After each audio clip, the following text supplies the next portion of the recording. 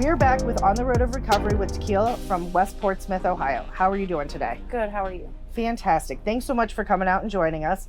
Can you start off by describing your childhood? Yes. So my mother was an addict and my father was an alcoholic.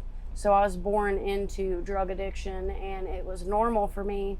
My mom bounced from men to men to men to men my entire life. So from the age of 3 to 14, I was molested and raped, and I thought that stuff was normal. Oh my. I grew up thinking that stuff was normal.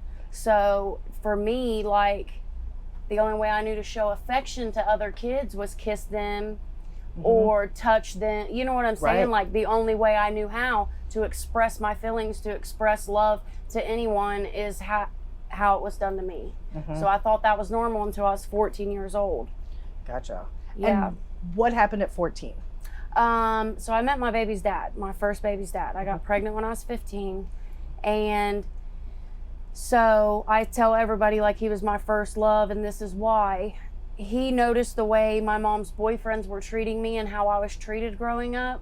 And then when he started telling me that stuff wasn't normal, that there's an issue with my life, like I didn't understand, first of all, that wasn't normal. Secondly, that it wasn't okay for her boyfriends to touch me in the ways that they did.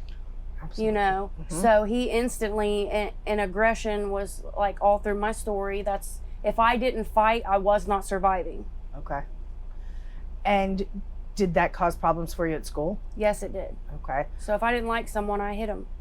And what did the school try to do to help? CPS was involved. Okay. So Children's Services was involved in my life from the far back as I can remember, coming to the house, asking me questions, having me play with these baby dolls. And I remember doing that when I was 3 years old, playing with a baby doll. And then I felt like I was in trouble because I did it wrong, because how I played with that baby doll, they reacted in ways they probably shouldn't. Now that I know now I know why they acted that way. Right. Because that's not normal. Like being molested and stuff and touching dolls the way I did, you weren't supposed to. That was not okay. Right. And to me, it was perfectly normal. When did you start experimenting with drugs or alcohol? I was 7 years old. The first time I overdosed, I was 7.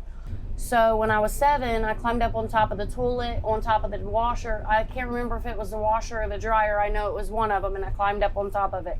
And there was a medicine cabinet above it, plumb full of I don't know what. I just started taking it all, and my oldest brother caught me doing that. Okay. So my mom immediately took me to the hospital, and they had to pump my stomach and stuck their finger up my butt because I was internally bleeding at 7 years old. Oh my. And then did anybody at that time say, hey, let's try and address this? No. I talked to CPS. I remember them coming to my house. I was laying on the couch. It's like it happened yesterday. I was laying on the couch because I was nervous. I was feeling some type of way. I can't tell you the feeling I was having, but I was feeling different from this guy asking me questions again that I thought was normal. So I was telling him all this stuff and nothing was done. So if a child at 7 years old is telling you everything that happened to them and you just leave them there, they never done anything about it. But I was in and out of CPS my entire life till I turned 18. And did you live with anybody else throughout that time? Yes. Okay, so the last guy, when I was a child, I didn't have my dad in my life, my biological father. Okay. So the first person that ever made physical raping me, okay, first guy that ever raped me is the guy I called my dad. Oh, wow. Okay. Is the one that I look to as my father. So that one still bothers me to this day. You know, he's no longer on this earth, but it bothers me because I didn't have a dad and I thought I found one in him. And then he done that to me. He didn't do it right off, you know. We lived with him for at least 2 years before he even touched me like that. But now that I'm older, I remember him passing out a lot, drinking a lot, you know. So to me, growing up, I thought it was just the weed. But now that I've been an addict and I've done it all, he was on way more than that, you know. Right. So I'm still working on forgiving him. That's an everyday thing for me. I can't just, it's up, no, because I still have nightmares over it and stuff. So that's an everyday thing I work on. So let's talk a little bit about how did your disease progress? Okay. So I ate weed forever. Anytime I could get weed, I ate it. I didn't smoke it because I didn't like the way. I was about 10 years old when I smoked it the first time, and I got real paranoid, like I couldn't breathe and stuff, so I quit. As long as I ate it, I was fine. But then they put us on ADHD medication. Okay. Ritalin and Adderall. Okay. My mom put me, my sister, and my brother, the three that was left, because my oldest brother went to my dad. And I caught my sister snorting it. And I'm like, she thought she was going to get in trouble. I'm like, no, I want to try it. So I tried it, and it was all from the races. Literally, I went from Ritalin, that was 14. Okay. Because I just turned 14, and I overdosed again on Klonopins and acid. Oh my. So it just took off. Like as soon as the first thing I snorted, it just went off. It just took off, and it didn't stop. So then I overdosed again. I had to go to the hospital. The cops were involved, and I remember, oh my God, that charcoal. They used to pump your stomach back in the day. Put this tube down your throat, pump your stomach. Narcan was nowhere around. You know what I'm saying? They did it. Oh my God, I hated that. I hated it. So they pumped my stomach, told my grandma I couldn't leave for 3 days, and it was blurry, but I remember arguing with her and walking right out in front of the cop that was at the hospital that night, and he was bringing me a teddy bear. He said I was the first overdosed child that he had ever dealt with in his life, and it freaked him plumb out. So he followed me for like years, you know what I'm saying? That same cop did, up until I was like 21. But so my disease went to from Ritalin to Klonopins to acid, and then I started snorting Loracets. Okay. Then I met my baby's dad, and he didn't want me to touch nothing. Like he just tried to. It was like I wasn't allowed to smoke. I wasn't allowed to drink pop because I got pregnant. I had to quit everything. Wasn't allowed smoking. Wasn't allowed drinking pop. Wasn't allowed to do none of that to make sure the baby was okay. So I had a kid at 16. 7 months after I had my son, it was like hard to breathe. Like I could not catch my breath or anything. But now I was skipping school, so everybody just thought it was me trying to get out of going to school. It started out that way, but then it started getting harder and harder and harder to breathe. So I go to the emergency room because nobody believed me, and I got blood clots. I had a pulmonary embolism. From smoking and being on birth control, it filled up my lungs with clots, one shot to my heart, and it almost killed me. So 7 months after my son was born, I had open heart surgery at 17 years old. So then, no, I was 16. I was 16 because Aaron's dad died when I was 17. Okay. So they started giving me hydrocodone 15s and hydrocodone 30s at 16 years old. So those measly Percocets and all that stuff did not want nothing to do with that anymore once they gave me that first. It was green. The first green pill they gave me, it was a wrap. Well, they gave me a Dilaudid pump after I had open heart surgery, and then they gave me those pills. It was a wrap. Like my whole life was gone after that. But to me, I found my best friend. I found the only thing and anything that I truly loved. You know what I'm saying? Because I was in love with it, and I did not want to stop. But as long as I had open heart surgery and stuff, I was prescribed pain pills. All I had to do was go to the hospital and be like, my chest is hurting. Oh, you're a child that had open heart surgery. Yeah, until I overdosed again. Then they red flagged me. Okay, I was in and out at the hospital. So I remember waking up and going back out. Then I remember waking up, and there's this guy from TCC, which is the counseling center. It's like he was always there. It's not the first time I've seen him when I've overdosed. So I remember him saying something to me, and all I said was, I was trying to kill myself. I don't understand why you guys just won't let me fucking die. You know what I'm saying? I knew what I was doing, so just let me do it. At that point in time, you had talked previously about numbing the physical pain. At this point in time, was the internal pain just it was unbearable? Yeah. So I was 24 years old, and I had kids after my son. I was not supposed to. So every one of them were high risk. I had a daughter. I got pregnant with her at 19. Okay. After I had her, I started shooting dope. They gave me, I had to have a C-section. Had her at 24 weeks. She weighed 1 pound, 7 ounces. and she had 4 holes in her heart. Oh my. Okay, so she was in the hospital. She was 6 months old and weighed 5 pounds. I finally got to bring her home. But when I did bring her home, I already got that habit going again. So I sent her to her grandma. You know what I'm saying? I couldn't handle a crying baby all the time. Like, what am I supposed to do? I got to get up, get dope, and all this stuff. You know what I'm saying? And take care of a kid. Ain't on it. So I sent her to her grandma, and her grandma raised her until she was 5 years old. And then she got a stepmom, which is her mom. I'm her bio mom. That's her mom. And she says that. Yes, that's a hard pill to swallow, but I chose to do that. You know, I chose to do that. So then when I was 24 years old, I got pregnant, went to treatment because I was all over the news and in the paper because I got pulled over with a friend. They had fake dope, fake money, real money, and I'm pregnant. So I tell the judge when I get charged with drug paraphernalia, I cannot stop. Cannot stop. And he's like, ma'am, you're pregnant. Yes, sir, I am, and I need help. So they put me at TCC. I was at TCC. 3 days before they was going to take my son, I started bleeding again. I already knew what it was. I did it with Aubrey. So by the time we get to the hospital, my son died. Oh, I'm sorry. 3 days before they were going to take him. So I called the treatment facility and I'm like, if you guys aren't here when they release me, I'm going to kill myself.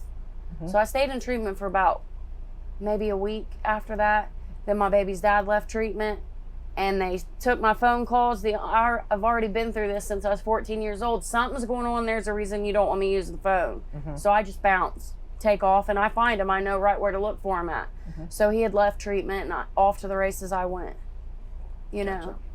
Then 2014, God gave me another chance to have a baby. I went to get my tubes tied. I was in the hospital to get my tubes tied because I didn't want no more kids. I'm done. You know what I'm saying? And they could not tie my tubes because I was already pregnant. And did you have that child? Yes, I did. He was born addicted. It's the worst thing I've ever seen a baby go through in my life. And was he able to get help? Yes, and he's adopted to his cousin. Okay. Yeah. And do you get to be part of his life at all? She sends me pictures all the time. She has mentioned she wants him to know who I am. You know what I mean? But I'm not there yet. And his father died too. My 2 sons, both of their dads have died. They've overdosed on drugs. One got a blood infection and it killed him. And then I have Aubrey's dad, you know, so. So you're coming up on 4 years of sobriety. If you can talk about how you decided to get help at that point in time, what was going on in your life? So this time when I was in treatment, everything that I didn't talk about, you know, my son that died, that kept me sick for the longest time. But I will tell you this, on September 7th, he will be 11. He'll be 11. September 7th, he has a headstone. I can go, my mom, my biological mom, paid that off. She wanted to do that for me, and she has. So September the 7th, I get to go to his grave and watch his headstone be placed. Oh, wow. So yeah, beautiful. it still hurts because it's like I'm in my emotions over it lately, but I could never do that without focus. You know what I'm saying? This time in treatment, they weren't playing at all. My court liaison didn't play with me at all. And I couldn't have people to sugarcoat stuff with me or be like, oh, this is going to be okay. No, it's not going to be okay. If you don't stop, you're going to die. Because anytime I put a substance in me, I overdosed. Because why I wouldn't stop until that happened. Like 1 was not enough and 1,000 was never enough. Not ever for me. I didn't stop until I died. Every time I used. So can you think back to when you first went into treatment this time, and pretty raw, a lot of pain. I mean, you'd had so many traumas over the course of your life. What did you start doing? What was different this time? I met this new counselor, right? And literally, so the counselor I was telling you about, it was her husband, right? So he says to me, I walk in and he says, do you want to fucking live or do you want to fucking die? Flat out. I'm like, excuse me? Like, first of all, you really just said that to me. Right. And then second of all, you might want to wait a couple weeks because you're not going to like my answer. You know what I'm saying? So him saying that, and every single day he didn't stop. He did not stop. He didn't sugarcoat anything. He was so real, probably more real than you're supposed to be as a counselor. You know what I'm saying? But that's what I needed. So can you talk a little bit about how you have started to rebuild these relationships that you have in your life? One, it's identifying who I am. You know what I'm saying? Because I'm not a bad mom. I'm a great person. I have a heart of gold. You know what I'm saying? I have anger issues. Finding out who you are, who you really are. You know, instead of numbing all that shit, because let me tell you this, just because we're addicts and we stop using, sex, here it comes. It's the first feeling you get back, okay? So I did it. I was just having sex with whoever, you know what I'm saying? Like, that's the feeling I was feeling, but it was also covering shit up. It was doing just what the drugs was doing, okay? I'm gonna worry about this one the whole time and stop worrying about my problems. You know, it covers it up. You have to sit down with yourself. You have to be able to be alone with yourself and not want to kill yourself. That's a big step. Yeah. So when you can sit with yourself and be perfectly content without wanting to die, you're in the right place. What other coping skills have you learned that work for you in addition to taking your medication on a regular basis? My best friend. Okay, so I have lived my entire life, no matter where I've lived, I've either lived with someone with my biological family or they lived with me. So I've recently moved in with my girlfriend, and she's my best friend. So I talk to her about everything. That is a coping skill for me. Me actually telling another human being besides my sponsor, because she's like my God, you know what I'm saying? What's really going on with me and what's really going on in my head. And she just looks at me like, she cracks me up, you know what I'm saying? She makes me feel as normal as I can be, you know? So having that one person, even if it's one person, it doesn't matter. They could be dead, they could be alive, you know, because before her, I was talking to my son. I'd always talk to my son. No, I never got an answer. But it's different now. Now I have that one person that I can go to. No matter what, it doesn't matter. You know what I'm saying? So having that one person, and I use the 5 senses coping skill. That was taught to me because when I was going through dealing with the loss of my son, dealing with all that, I would have the worst panic attacks ever.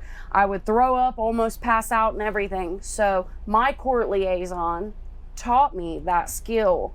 And I still go back to that skill. Why? Because I'm ADHD and I'm all over the place. But when you have to sit there and name all these things, so you got to take your time, slow yourself down. I use that coping skill even when I'm not, you know, in a high risk situation.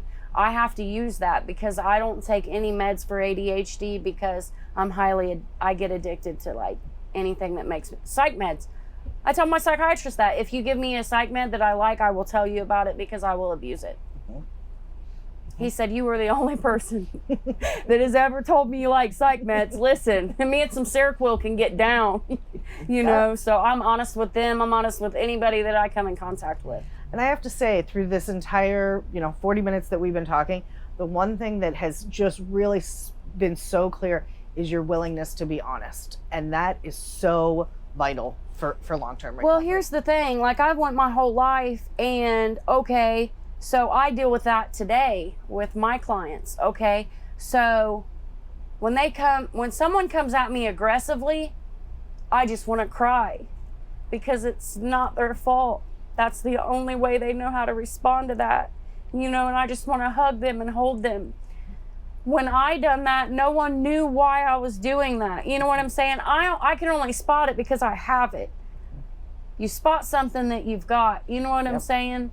So to see people go through that now and knowing that I was there, I just want to help them out of the hell. The only way you can help somebody out of the hell is to talk about the painful shit, the hurtful shit, and the shit that people don't want to hear. But guess what? That was my life. And if I cover that shit up, I'm no better than the next person out here getting high numbing stuff because I'm not being honest about what really took place in my life. So I know if I almost have 4 years sober by the grace of God and my sober support, you know what I'm saying? In November I'll have 4 years. I've never had that in my life. I've used since I was 7 years old. So what dreams are possible for you that would not have been possible, 4.5 years ago, that you see for yourself? Loving my children, like genuinely loving my children. And then loving someone like that, truly loving someone. Because I will say this, like when you're using and you're like, oh my God, I love him. You know what I mean? Honey, you have no idea what the hell you're talking about. And I say that because I've experienced it. You know what I'm saying? Now that I'm sober and living the life that I'm living today, I don't know how I could ever tell anybody in my past that I loved them. Maybe I did love them as much as I could. You know what I'm saying? But love, like truly, genuinely loving someone. Never thought that was possible. And then someone loving you back the way you love them. You know what I'm saying? Because you're always so used to being hurt. Yes, you're going to go through things. Yes, you're going to go through relationships and that's not going to be the right one. Then stop looking and let your higher power or whoever you believe in, whatever, let them guide you to the right person. Because once you find that right person, you're going to experience life in a whole new form. A whole new form. Were there some words of wisdom that really spoke to you when you were struggling in recovery that you could maybe share with our audience? Yeah, do you want to fucking live or do you want to die? Because today, that's your options. That one last time is the last time. That one last time is the last time. And we've done that multiple times. I've done it because recently some people has passed, you know what I'm saying? And I'm like, we were right there. You know what I'm saying? I've been that one last time. You know what I'm saying? Do you want to live or do you want to fucking die? That's the words of wisdom that I'll leave with people.